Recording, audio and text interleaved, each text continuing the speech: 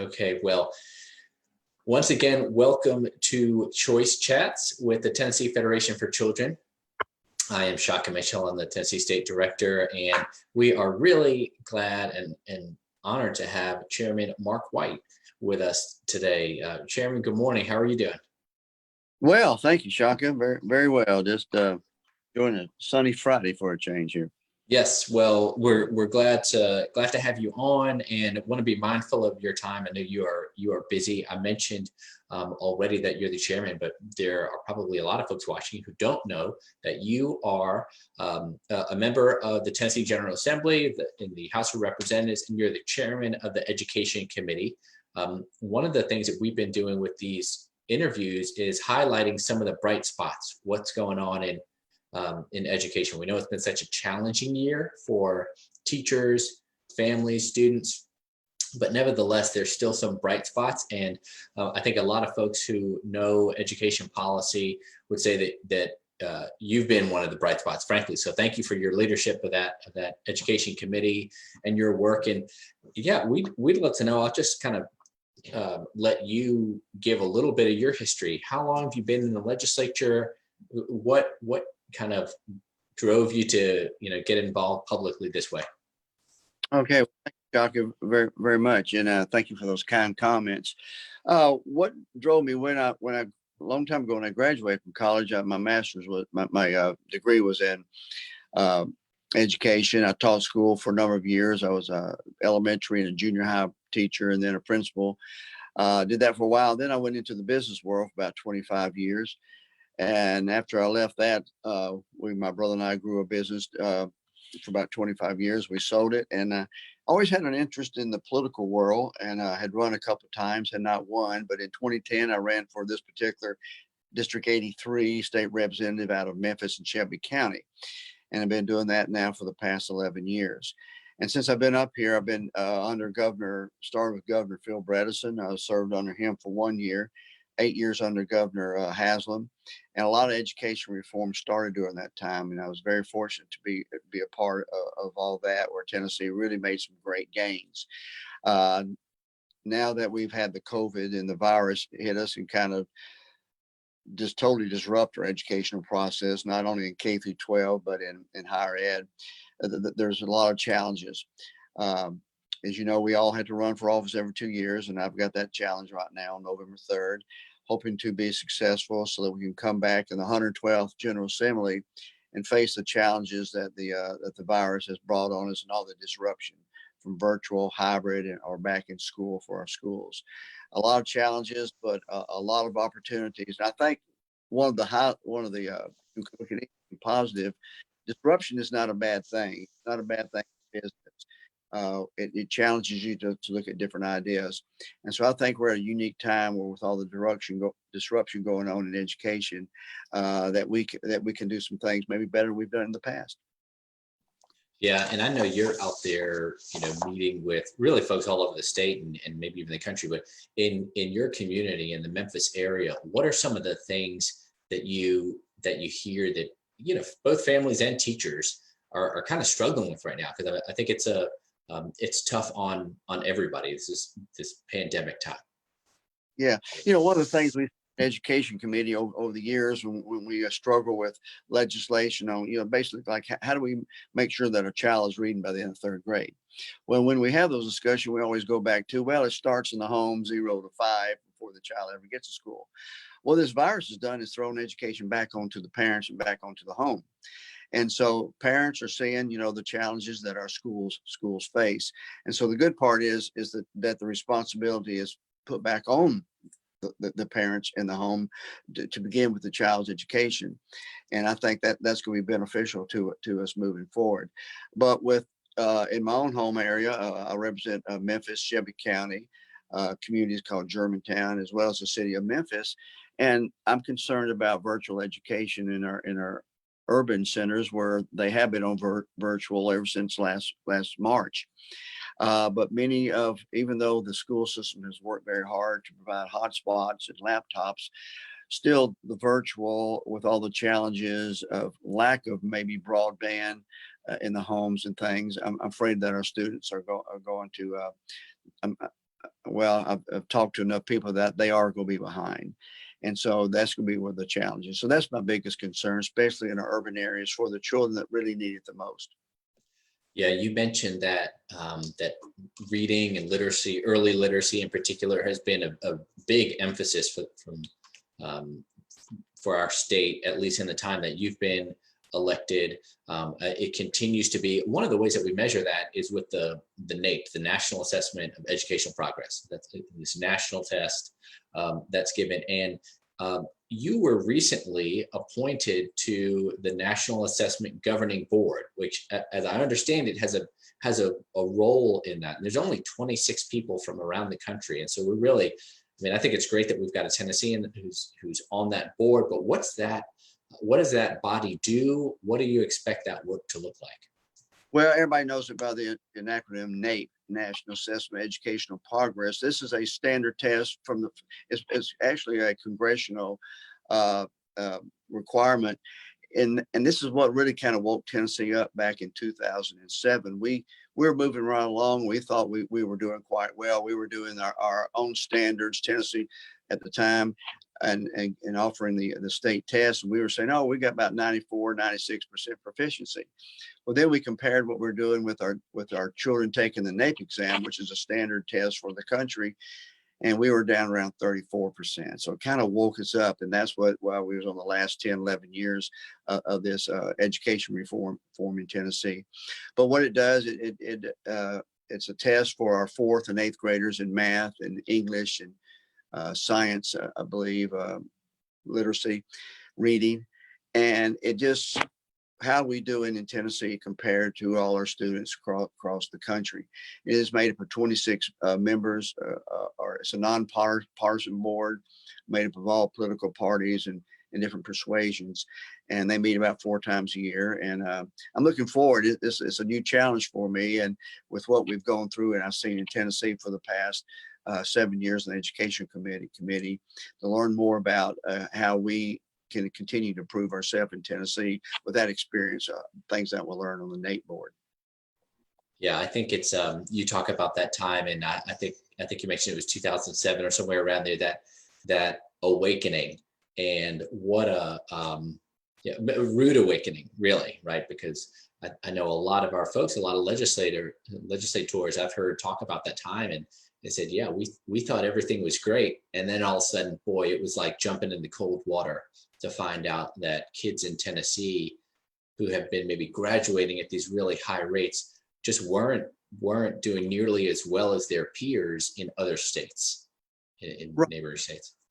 Exactly. We thought, with a 96% proficient, but we knew that we didn't have, and we realized at that time we didn't have the standards. So we adopted the higher standards of college and career ready. And by doing that, and then we began to get on the track. And so it was very good for us, and it woke us up. And we moved from the mid 40s and reading and science and math down to the mid 30s. I think in 4th grade math, we went down to 25 for a while. Now this virus has interrupted that, and so when it's time to take it again, we'll see where we are. But it's good for our state. It's good for the country. Yeah, well, again, congratulations to being appointed on that. I say congratulations. It might mean that you have a lot more work. That is a national test, and thinking about only 26 people, that's a big responsibility. But we're glad for your service on that. And thinking about your tenure in the General Assembly, what are some of the highlights that stand out to you? And that could be education or non-education related. What are some of those things that you look back on and are really proud of? Yeah, and as far as especially in education or in anything in reform, you've got to have leadership from the top. And we've had some good leadership from our governors of both parties, Governor Phil Bredesen, Governor Bill Haslam, now Governor Bill Lee, in that we realize that if we as a state, and Tennessee is really growing right now, there's a lot of challenges in other states, but Tennessee is recognized as the most fiscally responsible state in the nation right now, with the lowest debt and a lot of first in many ways. Well, we know if we're going to attract industry into our state, we have to have an educated population coming out of K through 12, going on either to a VOTEC degree, 4-year, 2-year community college. And so we know, so we would never grow as a state. No state would grow if when these industries come in, if they do not have the citizenry that are educated to be able to fill these jobs. So it's very, very important. So to answer your question, the highlights is that we saw that we were not doing what we should be doing. We looked at it, we began to address it. We adopted higher standards. We held all of ourselves accountable, from schools, to students, and teachers, to parents. And we started moving the needle. I wish you could see, I've got a map on behind me over here, where that one that we all like to brag on a couple years ago, where we were a sea of green and an ocean of purple. And the green was that we made progress when much of the country around us did not. So we have a lot of things that we can brag about, but we've got a long ways to go. And this pandemic is going to challenge us, but look forward to the challenge. Yeah, you mentioned that that fiscal responsibility piece, and there's definitely some overlap, it strikes me, right, between fiscal responsibility and what we're able to do and prioritize in terms of education as well. It's on the one hand, we here at American Federation for Children, we don't think that money's not everything, but it's not nothing. And Tennessee being a fiscally responsible state means that we've been able to fully fund the education budget. That's a big deal. To the legislature, I know, has approved pay raises, pay increases for teachers. Now, whether or not that makes it down to teachers, we still have some work to do there. But being fiscally responsible, I know, gives us the ability to really prioritize education. Well, yeah, Shock, you're exactly right. And let me just point out, a lot of times people say, "Oh, we're not putting enough money into public education." Well, we are a state of about 6.5 to 7 million people. We're not a large state by any means, but over the last 8 years, we've added 1.5 billion new dollars to education, public education, Tennessee. So now we have about 6.6 billion total in K through 12, counting higher education. We're right around 12 billion. So we're pumping a lot of money. We've done 5 teacher pay raises over the last 8 years. And I think one thing, when we go back in the next session, we got to look at, make sure that trickles down actually to the teacher. When money goes into the local districts, we do give them the opportunity to how they best see to spend that money on their educators. But so we're looking at that. But we have put a lot of new money into education. Why? Because we do believe in education reform in this state, and we do believe in our public education, but we also believe in challenging our public education. And that's why we've had legislation such as ESAs, charters, and all the above. Yeah, well, you mentioned what it's been like for families during to educate during this pandemic, and I think that a lot of parents, and I speak as one, a lot of parents have never been more appreciative of teachers, right? Because we realize, hey, this is hard work. You're a former teacher, Chairman, so we realize this is really tough. We want to make sure that teachers are taken care of. On the other hand, I think a lot of families are realizing that maybe their students weren't quite performing at the level that they expected. I've read some reports, unfortunately, and I'm here in Nashville, but some reports from families who said, boy, I thought that my 4th grader, my 3rd grader was much farther ahead, but they're still not reading at a level that I would have expected. So it's been a really interesting time for families. Yeah. One thing I'd like to say to all the parents and guardians of our children listening out there, that 0 to 3, 0 to 5 is so important in the home. You've got to read to that child. You've got to challenge that child's brain as that brain is being formed in those early years. So then they go to school, they are ready to pick up the vocabulary that the school system is on. So that 0 to 3, 0 to 5 is just critical. Read to your children. Yeah, and I'm living this right now. I've got a 5-year-old. She's depending upon the day of the week, sometimes very excited to read. Other days of the week, she of course just wants us to read to her. But we, just trying to do our best to get books in front. I mean, I'll tell you, I think that the Books from Birth program has probably done as much for literacy in the state as anything. It's been really tremendous, and hopefully parents who are watching this video participate in that, know about that, get a free book a month. I know it's sponsored by Dolly Parton's Imagination Library, and that's been a great program in tandem with what the legislature has done. So, Chairman, I want to be mindful of your time. So, just a couple more questions. You talked about some of the things that you're really proud about. Talk about how, if I should say, you've seen things change over the past 10 or 12 years in terms of, you know, how easy or hard it is to get big change done in the legislature. Has there been a change? Maybe there hasn't been a change, but you know, what are some of the things that make it challenging? I think the biggest challenging, of course, when you start at the top with leadership, you've got to have a leader. And I'm going to say, you know, that's with the governor and the administration. You know, what is our focus? Where do we want to go in education or in any topic?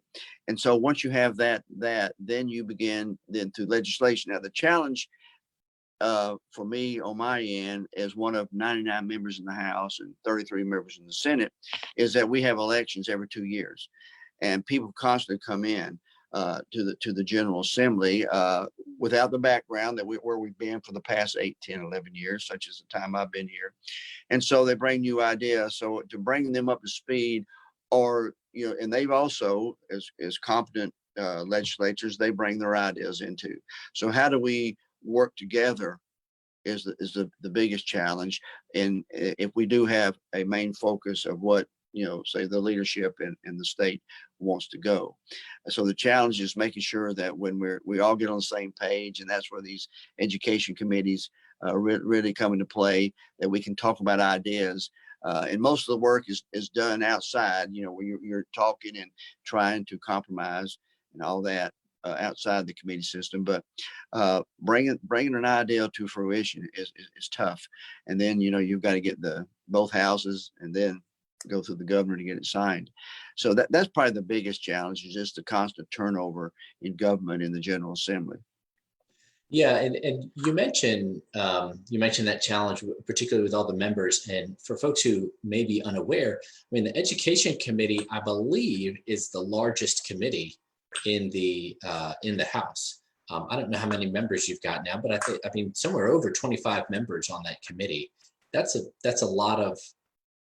I mean, every one of those members is a leader in, you know, his or her community. That's a lot of you know, strong personalities to try to wrangle.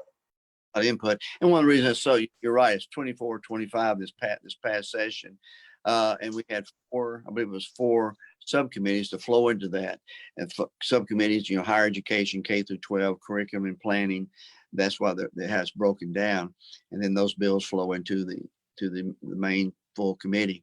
And so, yeah, that is the challenge. And so, but that's why it's so important that we, I always tell my committee, and I have in the past, and I've chaired it, let's not make this political. Let's don't bring in our left and right, Republican and Democrat, into the committee. Let's figure out what works for the education of our children. Yeah, absolutely. We sometimes, in Jan, our state field directors on, we talk about this a lot, that the idea that education shouldn't be particularly partisan. You know, that if what we're looking out for is the best interests of students, we can all work towards that. And I've seen this in your committee, that many of the ideas are not mutually exclusive. You know, we can pass legislation on charter schools, and the same committee will pass legislation on you know, teacher pay increases. Right? These things are not mutually exclusive, so we can do all that work. All right, Chairman, I want to close with one really tough question, and very important, from somebody who's a Nashvilleian, and asking you as a Memphian: Rendezvous or Central barbecue? Lordy, you get me in trouble there. What Memphis, as everybody knows, Memphis is the best barbecue in the world with our Memphis in May, which we had to forego this year because of the virus. But they're all unique. We have we have Central, uh, like I say, Rendezvous, One and Only. We've got a lot of good ones, so I'm going to stick with that answer. Man, diplomatic. He's diplomatic, folks. Yeah, just kidding. And you know what? Frankly, when it comes to barbecue, I don't discriminate. So we'll try them all.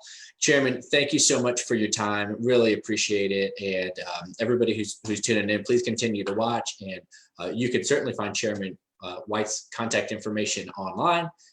Get in touch with him, and please thank him for all he's doing for education in our state. I surely do appreciate y'all's support through the years and all that your organization does. Thank you. All right. Take care. Take care now.